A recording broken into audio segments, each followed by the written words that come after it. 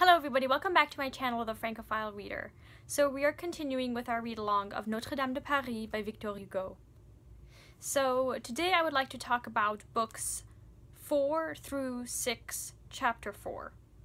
And there are three major topics I would like to talk about. The first is Claude Frollo. Who is he? How is he described in this book? And I know that many of you, if you are following along, have a certain image of Claude Frollo based on the Disney movie, and I want to talk about how Victor Hugo presents the Archdeacon of the Cathedral of Notre-Dame. And the second topic is on architecture, so we're continuing with our discussion of last week about monuments, but this time Hugo compares architecture with printing and the printing press. So that will be the second topic, and the final topic will be about the Roma people as they are described in this book. I'm going to use the term Egyptian because I really don't want people coming away thinking that this is an accurate portrayal in any way of the Roma people, and I don't want to use the other words. So I'm going to use the word that's used here. These people aren't Egyptian, but it's Orientalism, okay? It is this fantastical view of these nomadic people. People are dazzled by them, but also see them as temptresses and thieves. And there is, in the final section of our video today, we're going to talk about the story of this woman and how this woman's story is tied to the persecution of these Egyptians. So let's first quickly talk about the word Kazimoto. So Kazimoto, of course, is the child who was raised by Claude Frollo, and he has deformities and disabilities, and therefore he is seen as a monster. He's the one who rings the bells of the Cathedral of Notre-Dame. Now, the word Kazimoto, there are two senses of this word that Hugo references. The first being Kazimoto Sunday, which is today the second Sunday of Easter.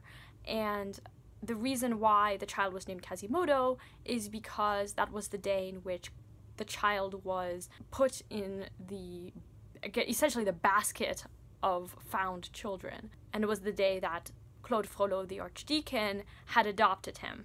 The second definition is not exactly a correct translation of the word Kazimoto, because technically, according to my book, Kazimoto means as in the manner of, but the way that Hugo translates the word is not quite. Almost, but not quite. And so what Hugo is suggesting is that Kazimoto is almost but not quite human, perhaps. There's a lot of different ways of thinking about this. You know, it's a very ableist way of thinking about Kazimoto, but that's a huge plot of the story, is that this child is, has deformities and therefore is seen as not really human, and it becomes a justification for his mistreatment. Also, there's a lot of commentaries about deafness and being physically deaf, but also being not really able to hear what is actually going on. So, for example, the way that the judge mistreats Kazimoto in the courthouse, he is deaf in this sort of metaphorical sense to justice. Even when he is told that Kazimoto cannot hear, the judge just doubles down and extends his punishment. I know that a few weeks ago I had some questions about the name Kazimoto, and so I knew it was a religious holiday, but I didn't exactly know what it was. What is the second Sunday of Easter? Alright, let's go on talking about Claude Frollo. So, in the Disney movie, Claude Frollo is a sociopath. He's someone who has no compassion, he is crazy, and he just has this bloodlust for destroying the Roma people. The book has some of that, but Frollo is a more sympathetic figure, at least the way he's described at first. So at first, Frollo really loved his brother, who was an orphan, and so he wanted his brother to be taken care of, and he loved his brother very much, and he did everything for his brother, Jean, whom we've met already in the first book of Notre-Dame de Paris. And as we've seen, he's a troubled man. He's someone who's constantly getting in trouble, and he has a really terrible reputation. And so Claude Frollo sees this as an epic failure. When he adopts Kazimoto, he's really adopting Kazimoto out of love for his own brother. And so initially it seems he has really good intentions.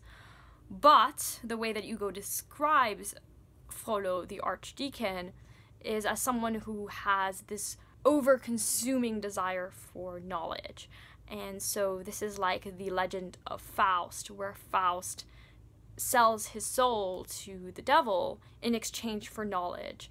And Frollo himself is particularly interested in alchemy. There's a whole section about Nicholas Flamel and the Philosopher's Stone. If that sounds familiar, because, you know, Harry Potter, I made an entire video on Nicholas Flamel, which I will link below, where I actually read the book of the Philosopher's Stone and summarize what goes on in the book. So if you're interested, I'll link the video below. But yeah, Claude Frollo is presented as someone who initially had really good intentions, but just went down this rabbit hole of knowledge, and now he is just crazy. He has become very hard and unforgiving, and he takes that out on everyone, but particularly on the Egyptians and on Kazimoto. There are some rumors that Kazimoto is this Satan figure who helps Claude Frollo, but in exchange, he will take Frollo's soul. So as you can see, rumor plays a huge role in this novel. There are all kinds of rumors. Even before we meet Kazimoto in the first book, there's talk of him. There's talk of Claude Frollo, but we don't meet them yet.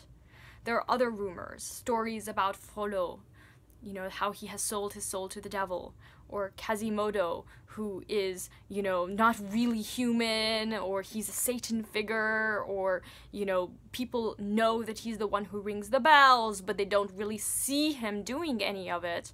So he is this shadow that lives in the cathedral. He's the soul of the cathedral.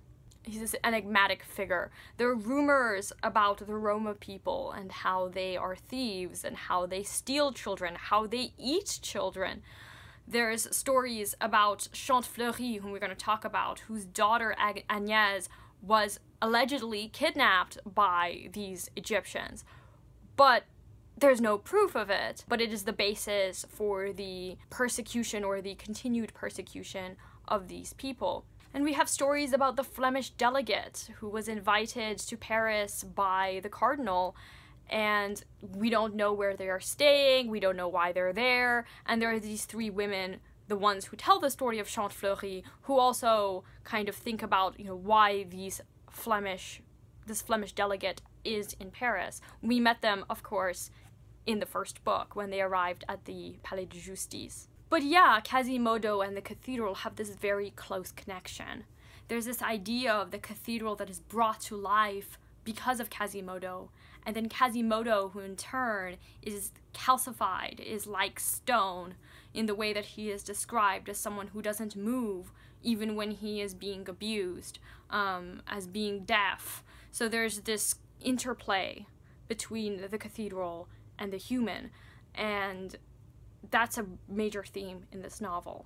We haven't seen too much of Frollo, but establishing him as Hugo does makes me feel more sympathetic to him, and also makes me think that maybe he could potentially be redeemed. Whether or not he is, just that at one time he had good intentions, at one time he was a compassionate person, and that, you know, maybe he just needs to put away alchemy and maybe he would go back to being that person. But also this idea that the ecclesiastical establishment has contributed to him being this hardened individual, and that is reflected in the architecture. So now we move on to the second part of this video, which is about architecture. So Hugo has this theory about architecture. In the beginning, there was the Roman architecture, and then the Roman architecture gave way to the Gothic. Now that is true, historically, but Hugo tries to think about what that might mean for society and for history and knowledge, and particularly cultural knowledge. So according to Hugo, there were two types of architecture. There was the ecclesiastical architecture that was very rigid and caste, based on caste and hierarchy and cold. And these are the cathedrals. And then you have the more popular architecture, which is much more free and open and less rigid. And again, it reflects the spirit of the people. The architectures was what the book became, which is a repository of knowledge and culture. Before the printing press, books weren't durable. Manuscripts weren't durable. And so, but stone is durable. And the architecture was where all of this culture was maintained. But once the Gutenberg press was invented and manuscripts gave way to printed books, the architecture just couldn't even stand up to the durability of print, where now you can have thousands and thousands of versions of a printed text, and it just has a lasting power. What I think is interesting is that Hugo suggests, therefore, that printing is actually much more impressive than architecture. Despite, of course, him waxing lyrical in Book 3 about monuments and having written an entire pamphlet against the demolishers of monuments, which I talked about in my last video. Hugo's commentary about the relationship between architecture and printing comes from a line by Claude Frollo. So Frollo says, "Ceci tuera cela, le livre tuera l'édifice." This will kill that. The book is about to kill the edifice. And of course what he means is that the edifice, the architecture, will no longer have the same kind of value that it did before the printing press. And according to Hugo, after the invention of the printing press, and particularly in like the 17th, 18th centuries, we see that architecture just becomes another art. It doesn't have this collective function that it had before. Now, this is Hugo's theory. This is not modern theory. If you want another theory about the effect of the printing press on culture and knowledge, I recommend watching my video or reading the book on the printing revolution in early modern France by Elizabeth Eisenstein. I will also link that video below. She goes into the relationship between manuscript and print. She does tend to create quite a division between these two periods, which today, in the history of book, that kind of division isn't made as much anymore. So, though her book is quite powerful and compelling, her thesis, it's a bit exaggerated in its claims. So according to Hugo, until Gutenberg, architecture was the principal form of writing. It was this universal form of writing. But everything changed in the 15th century with the invention of the Gutenberg press. Here is what Hugo says, and I am using the translation, this 1888 translation by Isabel Florence Hapgood. You can find it online. It's on Wikisource, or really any other public domain website. The invention of printing is the greatest event in history. It is the mother of revolution. It is the mode of expression of humanity, which is totally renewed. It is human thought stripping off one form and donning another. It is the complete and definitive change of skin of that symbolical serpent, which since the days of Adam has represented intelligence. In its printed form, thought is more imperishable than ever. It is volatile, irresistible, indestructible. It is mingled with the air. In the days of architecture, it made a mountain of itself, and took powerful possession of a century and a place. Now it converts itself into a flock of birds, scatters itself to the four winds, and occupies all points of air and space at once. So this is the theory that Hugo has of the great change that took place in the 15th century between architecture being the principal form of writing and then the printing press being ultimately what is the most durable. It's not durable because paper is durable, because actually stone is more durable, but it's durable because you can produce more copies. And if that's the case with a printing press, I wonder what that means for social media and for the internet. And it's something to consider. In what ways is Hugo right about this printing revolution? Does it still apply to us? And is it different? Is the electronic revolution more durable, or is it less durable? How has communication changed? How has our knowledge of culture changed? Is it a repository of culture? Whose culture? These are all kinds of things that we can think about. So I really love this book also because it makes me think about all kinds of different modern issues, which were very modern in the 19th century. Book 5 ends with an image of the Tower of Babel, with its promises as well as its temptations. So the Tower of Babel is a story in the book of Genesis where people decide that to kind of create the ultimate unity, they're going to build this tower and everyone is going to speak the same language. And, well, God intervenes and breaks up all these people and they speak all these different languages. And the image of the Tower of Babel is the image of pride. It's pride of trying to create something apart from what God demands, or trying to create this false sense of unity. And that is what Hugo suggests that perhaps the printing press has done, is create this false sense of control and security, this false sense of stability. Ultimately, it is not the divine will.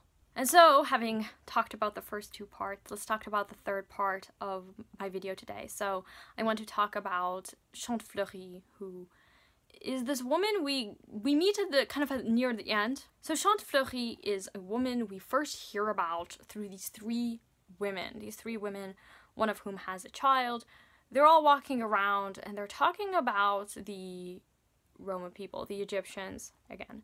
And, you know, this fear that they eat children, that they steal. And one of the women tells the story of Fleury, who was a very poor woman who had a child named Agnès. She loved her child to bits and pieces and got caught up in fortune-telling and decided to take her child to one of these Egyptian women who read the fortune of the child and evidently kidnapped the child afterward.